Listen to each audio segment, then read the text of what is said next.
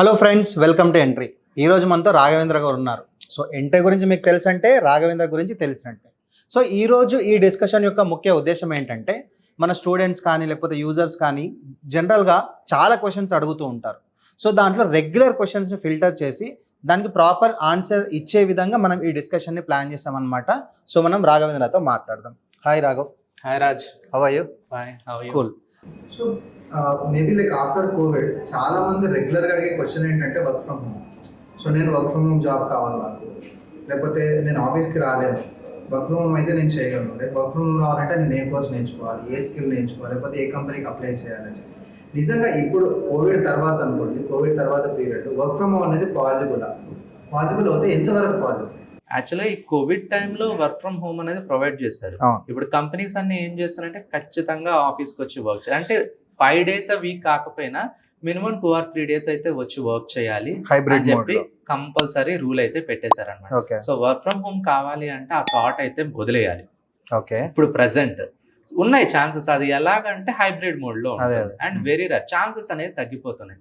And నా suggestion ఏంటంటే మీరు కూడా ఆఫీస్కి వెళ్ళి వర్క్ చేయడమే బెటర్. ఎందుకంటే మీకు టీమ్ బిల్డింగ్ అనేది వస్తుంది, డౌట్స్ సాల్వ్ చేసుకోవచ్చు, కొత్త స్కిల్స్ నేర్చుకోవచ్చు, నెట్వర్క్ పెంచుకోవచ్చు. ఇలాగా చాలా బెనిఫిట్సే ఉంటాయి. Work from home is comfortable, but if you go to comfort zone me career growth అయితే ఆగిపోతుంది. సో అదే కంఫర్ట్ జోన్ లో ఉంటే కనుక కెరీర్ గ్రోత్ ని సాక్రిఫైస్ చేయాలి. yes, nice, cool. అలాగే చాలా మంది మన దగ్గరకు వచ్చే స్టూడెంట్స్ కావచ్చు, యూజర్స్ కావచ్చు, చాలా మందికి ఉండే ఒకే క్వశ్చన్ ఏంటంటే, నేను ఈ కోర్స్ చేస్తాను, నాకు ప్లేస్మెంట్ వస్తుందా, ఈ కోర్స్ వల్ల నాకు ప్లేస్మెంట్ దొరుకుతుందా, లేకపోతే నాకు ఈ పలానా ప్యాకేజ్ అనేది దొరుకుతుందా అనేది చాలా మంది అడుగుతూ ఉంటారు. అదే పాసిబుల్ మనం చెప్పడం, లైక్ ఈ కోర్స్ చేస్తే నీకు కంపల్సరీ జాబ్ వస్తుంది, లేదంటే ఇంత ప్యాకేజ్తో జాబ్ వస్తుంది అని చెప్పి వాళ్ళకి మనం ఎటువంటి ఆన్సర్ ఇవ్వచ్చు? ఇప్పుడు ఎవరన్నా నువ్వు ఒక సమ్ ఎక్స్ అమౌంట్ కట్టు, నీకు ఎక్స్ అమౌంట్ శాలరీ వచ్చేస్తుందని ఎవడని చెప్పాడంటే నమ్మకండి. బ్యాక్ డోర్ జాబ్స్ లాగా, బ్యాక్ డోర్ జాబ్స్ ఇలాంటివి అస్సలు నమ్మకండి. ఏంటంటే ఏ ఇన్స్టిట్యూట్ అయినా మనకి నేర్పించేది స్కిల్. అవును, ఆ స్కిల్ ద్వారా జాబ్ రావడానికి సపోర్ట్ వరకు ఇస్తారు. ఓకే, అసిస్టెన్స్ ఇస్తారు. సో ఇక్కడ జాబ్ గ్యారంటీ, జాబ్ అష్యూరెన్స్, ఇదైతే గుర్తుపెట్టుకోవాలి. జాబ్ అష్యూరెన్స్ అంటే మనం కోర్స్ కంప్లీట్ చేసిన తర్వాత resume building, mock interviews arrange చేయడం, ఇలాగ కంపెనీస్ మనకి ప్రొవైడ్ చేస్తున్నాయా లేదా, ఇన్స్టిట్యూషన్స్ అది ప్రొవైడ్ చేస్తున్నారు అనుకోండి, అది బేస్ చేసుకొని మనం వాటికి వెళ్ళొచ్చు. అండ్ ప్యాకేజెస్ ఎలా ఉంటాయి అంటారా, it purely depends on your skill. A technology నేర్చుకుంటున్నారు, దాని మీద మీరు ఎంత స్ట్రాంగ్ ఉన్నారు, ఏ సిటీలో అప్లై చేస్తున్నారు, వాళ్ళకి ఎంత డిమాండ్ ఉంది, కరెంట్ లో ఎంత మంది పీపుల్ ఉన్నారు, ఈ విధంగా ఫ్యాక్టర్స్ అయితే ఉంటాయి. అండ్ మీకు ఇంకా క్లారిటీ రావాలంటే మీరు సెలెక్ట్ చేసుకున్న డొమైన్ కి గ్లాస్ డోర్ అని ఒక వెబ్సైట్ ఉంటుంది. ఇంకా శాలరీ కంపేర్ చేస్తుంది, అందులోకి వెళ్తే యావరేజ్ శాలరీ ఎంత ఉంది అని చెప్పి అయితే వస్తుంది. ఇప్పుడు ఫుల్ స్టాక్ తీసుకున్నారు అనుకోండి, 5 to 6 LPA is the average. Data science తీసుకున్నా కూడా 6 to 7 LPA అలా ఉంటుంది. అండ్ అగైన్ ఇది పెరగచ్చు తగ్గచ్చు based on the city, based on the company, based on your skill and also luck. Okay, so of course luck factor ఉంటుంది. Next ఏంటంటే, like ఈ Tier 2 Tier 3 కాలేజెస్లో చదువుకునే స్టూడెంట్స్ ఉంటారు. మేబీ కమ్యూనికేషన్ ఇష్యూ కావచ్చు, లేకపోతే టెక్నికల్ ఇష్యూ కావచ్చు. ఏంటంటే వాళ్ళు బయటకు వచ్చిన తర్వాత ఈ పర్టికులర్ మార్కెట్లో రాణించడం అనేది కొంచెం కష్టమైన పని. అట్లాంటి మేబీ సాఫ్ట్ స్కిల్స్ నేర్చుకోవాలి, టెక్నికల్ స్కిల్స్ నేర్చుకోవాలి. వాళ్ళు ఎటువంటి స్ట్రాటజీస్ ఫాలో అవ్వాలి, లేకపోతే ఎటువంటి పాత్ చూస్ చేసుకుంటే మార్కెట్లోకి వచ్చిన తర్వాత ఇబ్బంది పడకుండా ఉంటారు? యాక్చువల్గా మన కాలేజ్లో ఇలా అలా ఉండాలని చెప్తారు, చెప్పినా మనం వినం. అదేంటంటే బయట మార్కెట్కి వచ్చేసి అమీర్పేటలో ఇన్స్టిట్యూట్ల చుట్టూ, లేకపోతే హైటెక్ సిటీలో రెజ్యూమ్లు పట్టుకుని కంపెనీల చుట్టూ తిరిగేటప్పుడు తెలుసు. బట్ నా సజెషన్ ఈ Tier 1 Tier 2 Tier 3 ఏ కాలేజ్ అయినా సరే వాళ్ళు కాన్సన్ట్రేట్ చేయాల్సిన ఫస్ట్ థింగ్, ఏ స్కిల్ ఉన్నా లేకపోయినా కమ్యూనికేషన్ స్కిల్స్ అయితే అస్సలు నెగ్లెక్ట్ చేయదు. అంటే ఇంగ్లీష్లో మాట్లాడటము, ఇంగ్లీష్లో ఈమెయిల్ రైట్ చేయడం, సాఫ్ట్ స్కిల్, కమ్యూనికేషన్ స్కిల్, ఇవైతే చాలా ఇంపార్టెంట్. దాని తర్వాత టెక్నికల్ స్కిల్స్. మనకి డిగ్రీలో మార్క్స్ అనేది ఇంపార్టెంట్. చాలా మంది నెగ్లెక్ట్ చేస్తారు, పాస్ అయితే చాలే అని.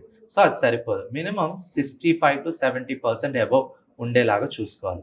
ఆ మార్క్స్ వచ్చిన తర్వాత మన క్యాంపస్ ప్లేస్మెంట్ వస్తే ఓకే. ఒకవేళ క్యాంపస్ ప్లేస్మెంట్ రాకపోతే ఆఫ్ క్యాంపస్ ప్లేస్మెంట్ జరుగుతాయి. అవి ఎక్కడ జరుగుతున్నాయో చూసి మనం అప్లై చేసుకోవాలి. అక్కడ కూడా రావట్లేదంటే మార్కెట్లో డిమాండ్ ఉన్న స్కిల్, ఎందుకంటే మీరు ఫ్రెషర్ కాబట్టి 2 years టైం ఉంటుంది, మంచి స్కిల్ డిమాండ్ ఉన్న కోర్స్ చూస్ చేసుకోండి. ఆ చూస్ చేసుకొని మంచి పోర్ట్ఫోలియో బిల్డ్ చేయండి. అండ్ చాలా మందికి తెలియదు నెట్వర్క్ బిల్డ్. మీ ఫ్రెండ్స్లో కానీ, లింక్డ్ఇన్లో కానీ, మీ కాలేజ్ సీనియర్స్ ఉంటారు. సపోజ్ మీరు ఒక XYZ కాలేజ్లో చదివారు, ఆ కాలేజ్లో మీ సీనియర్స్ ఏ కంపెనీలో వర్క్ చేస్తున్న రెఫరెన్స్ అడగండి. అదే మీరు హ్యాపీగా సినిమా చూసే ఉంటారు, వాడికి ఇంగ్లీష్ రాదు, లాస్ట్లో నిఖిల్‌కి, ఆ. అరే ఏదోటి మాట్లాడేదో మనకు కొద్దిగా హెల్ప్ చేస్తారు. బట్ రియల్ వరల్డ్ అంత ఉండదు, కానీ రెఫరల్స్ అనేది చాలా వరకు, అంటే డైరెక్ట్ గా మీరు కంపెనీస్కి అప్లై చేశారనుకోండి అంత ఎఫెక్ట్ ఉండదు. బట్ రెఫరల్ ద్వారా జాబ్స్ వచ్చే chances. So use the LinkedIn. పొద్దున్న లెగిస్తే ఇన్స్టాగ్రామ్, వాట్సాప్ చూస్తాం, అది కాదు. లింక్డ్ఇన్ లో టైం స్పెండ్ చేయండి. ఓకే. మీరు నేర్చుకుంటున్న డొమైన్ లో ఎక్స్పర్ట్స్ కనెక్ట్ అవ్వండి, హెచ్ఆర్ రిక్రూటర్స్ కనెక్ట్ అవ్వండి, మీ సీనియర్స్ కనెక్ట్ అవ్వండి. You need to keep on applying అనమాట. ఓకే. అప్లై చేయండి, ఆటోమేటికల్లీ ఆ టైర్ 2 టైర్ 3 అనేది ఇబ్బంది అవ్వదు. మనం చెప్పంటే ఇప్పుడు ఒక ఏ రెవల్యూషన్ వరల్డ్లో ఉన్నాం, like everything is related to a. చాలా మందికి ఉన్న ఒక అపోహ ఏంటంటే ఏ వచ్చిన తర్వాత మన జాబ్స్ అనేది రీప్లేస్ చేస్తుంది, ఏ వచ్చింది మన జాబ్ పోతుంది. ఈ పర్టికులర్ అపోహని తొలగించాలంటే ఎటువంటి జాబ్స్ రీప్లేస్ చేస్తుంది? ఒకవేళ మన జాబ్ కనుక ఎసరు వచ్చింది అని అంటే కనుక మనం ఎటువంటి కోర్స్ చేయాలి, లేకపోతే ఏఐకి రిలేటెడ్గా మనల్ని మనం ఎలా మార్చుకోవాలి? ఓకే, సో ఇదైతే చాలా గుడ్ క్వశ్చన్. ఇందులో ఏంటి అంటే ఏఐ, ఆర్టిఫిషియల్ ఇంటెలిజెన్స్ అనేది ఎప్పుడు మన జాబ్ని రీప్లేస్ చేయదు. ఓకే. అది నేర్చుకొని యూజ్ చేసేవాడి వల్ల మనకైతే ముప్పు ఉంటుంది. ఓకే, సో దాని గురించి మనం ఏం చేయాలి? కరెంట్ మార్కెట్లో ఏ టూల్స్ ఏమున్నాయి అది నేర్చుకొని దాన్ని ఎఫెక్టివ్గా వాడగలం. ఓకే. సో అది ఉందంటే మీ జాబ్ సేఫ్. ఇంకా సింపుల్గా చెప్పాలి అనుకోండి, ఇప్పుడు కన్స్ట్రక్షన్ వర్కర్స్ ఉంటారు, జేసీబీ వచ్చిందని వాళ్ళ జాబ్ పోతుందా అంటే కాదు. You know the JCB operating, మీకు ఆ డొమైన్లో ఉంది. ఇప్పుడు కెమెరా ఆపరేటర్స్ ఉన్నారు, ఇంతకుముందు ఏదన్నా ఏరియల్ షాట్ కావాలంటే హెలికాప్టర్లో వెళ్ళి షూట్ చేయాలి. బట్ ఇప్పుడు డ్రోన్స్ వచ్చేసాయి కదా, వాళ్ళ జాబ్ పోతా అంటే లేదు. ఎందుకంటే మీరు as a cameraman, if you know the drone operating, మీరు అప్డేట్ అయినట్లే. అదేవిధంగా మార్కెట్లో మన ఏఐ యూజ్ చేసి మన కోడ్ని ఎంత ఎఫిషియెంట్గా ఇది చేయొచ్చు, టెస్టింగ్ ఎలా చేయొచ్చు, డీబగ్గింగ్ ఎలా చేయొచ్చు, ఇలాంటి పాయింట్స్ నేర్చుకోవాలి. సో ఏ వల్ల మనకి లాభమే కానీ నష్టం అయితే లేదు, అది జస్ట్ అపోహ మాత్రమే. దానికి ఏమైనా సపరేట్గా స్కిల్స్ నేర్చుకోవాలంటే అది ఎలా వర్క్ అవుతుంది ఏంటి అని డాక్యుమెంటేషన్స్ ఉంటాయి, అవి చూడాలి. You need to keep on practice on it.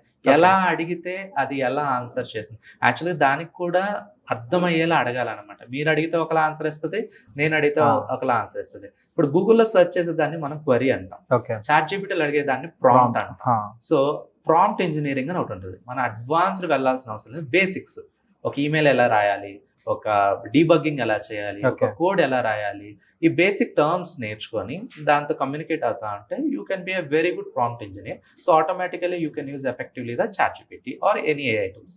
Great. ఇప్పుడు మనం ఇన్ని క్వశ్చన్స్ చూసాం, ఎంతమంది గురించి మనం మాట్లాడాం. వీళ్ళందరికీ ఫ్రీలాన్సింగ్లో కనుక రాణించాలి అని అంటే కనుక వాళ్ళు ఎటువంటి పాతనే చూస్ చేసుకోవాలి, లేకపోతే ఎటువంటి నెట్వర్కింగ్ అనేది వాళ్ళకి ఇంపార్టెంట్ ఫ్రీలాన్సింగ్ కోసం? ఇప్పుడు ఫ్రీలాన్సింగ్ అనేది కూడా one of the highly income ని జనరేట్ చేసే ఒక ఇది, అంటే నీ సెల్ఫ్ గా నువ్వు చేసుకోవచ్చు. బట్ ఇమీడియట్ గా కోర్స్ అయిపోగా నేను ఫ్రీలాన్సింగ్ చేయగలనా అంటే కాదు. ఫస్ట్ ఏంటంటే నీకు అట్లీస్ట్ కొంత నెట్వర్క్ ఉండాలి. అంటే నువ్వు జాబ్ చేసావు అనుకో, క్లయింట్ రిక్వైర్మెంట్స్ ఎలా ఉంటాయి, డైరెక్ట్ గా ఫ్రీలాన్సింగ్ అయితే నేను సజెస్ట్ చేయను. ముందైతే కొంచెం జాబ్ చేసి మార్కెటింగ్ కూడా కావాలి. ఎస్, అంటే నువ్వు సేల్. ఇప్పుడు రాజమౌళి మనందరికీ తెలుసా అండి, ఎంత తోపు డైరెక్టర్. స్టిల్ ఆయన ప్రతి మూవీకి ఎంత ప్రమోషన్ చేస్తారు. హీరోలు నన్ను వదిలేసామి అంటారు, ఆ రేంజ్ వాడతారు. ఇప్పుడు రామ్ చరణ్, ఎన్టీఆర్ వాళ్ళకేం మార్కెటింగ్ అవసరం లేదు, స్టిల్ అంత చేపించారు. మరి వాళ్ళే అంత చేసినప్పుడు నువ్వు ఒక స్కిల్ నేర్చుకొని మార్కెట్లో నేను రికగ్నైజ్ చేయాలి అంటే, సో దీని గురించి నీకు మార్కెట్లో క్రేజ్ రావాలంటే చిన్న యూట్యూబ్ ఛానల్ ఓపెన్ చేసుకొని నీ వర్క్ షోకేస్ చెయ్యి. ఇనీషియల్ గా తక్కువ ప్రైజెస్కి ఇవ్వు, అండ్ నీ ఫ్రెండ్స్కి వీళ్ళకి తెలిసిన వాళ్ళకి ఉంటుంది కదా, వాళ్ళకి తక్కువకి మీరు సర్వీసెస్ ప్రొవైడ్ చేశారనుకోండి, వాళ్ళు వేరే వాళ్ళకి చెప్తూ ఉంటారు. అండ్ ఈ ఫ్రీలాన్సింగ్ ప్రొవైడ్ చేసే కూడా కొన్ని ప్లాట్ఫామ్స్ ఉంటాయి, అప్వర్క్, హైవ్, సంథింగ్ ఇలాగా. వాటిల్లో మనం ఇనీషియల్గా ఫస్ట్ రాగానే మనం టాప్కి వెళ్ళిపోదు. కొంచెం మన సీనియర్స్ అంటే అందులో ఆల్రెడీ టాప్ మోస్ట్ ఫ్రీలాన్సర్స్ ఎవరైతే ప్రాజెక్ట్స్ ఎలా చేస్తున్నారో ఇందులో గిగ్ అంటాం. అంటే ఇప్పుడు మన కాంట్రాక్ట్స్ ఉంటాయి, ఎవరైతే తక్కువ ప్రైస్ కి కోట్ చేస్తారో గవర్నమెంట్ ఆర్ లేకపోతే కాంట్రాక్ట్ వాళ్ళకి వస్తుంది. ఇప్పుడు ఒకడు ఫ్రీలాన్సింగ్ ఒక వెబ్సైట్ చేయడం 10,000 అన్నారు అనుకోండి, మీరు 7,000కి ఇవ్వండి, 6,000కి ఇవ్వండి. ఆటోమేటిక్ గా తక్కువకి ఎవరు క్వాలిటీగా ఇస్తున్నారు, ఈ విధంగా చేసుకొని మనం ఫ్రీలాన్సింగ్. అండ్ దీనికి కూడా నెట్వర్కింగ్ కావాలి. సో క్లయింట్స్ ఒకరి ద్వారా ఒకరు ప్రమోషన్ ద్వారా ఫ్రీలాన్సింగ్ చేస్తారు. బట్ ఫీల్డ్ అయితే చాలా బాగుంటది, ఎఫర్ట్స్ పెట్టాలి, కొంచెం టైం పడుతుంది. Okay, cool. Thanks Raghav. Thank you Raj. So guys చూసారు కదా, సో మోస్ట్లీ లైక్ అన్ని క్వశ్చన్స్కి ఆన్సర్ చెప్పారు. ఒకవేళ ఇంకా ఏమైనా క్వశ్చన్స్ ఉంటే కనుక కామెంట్స్లో మెన్షన్ చేయండి, మేము మళ్ళీ ఇంకో వీడియోలో లేకపోతే మీకు రిప్లై ఇచ్చే ప్రయత్నం చేస్తాం. Thank you.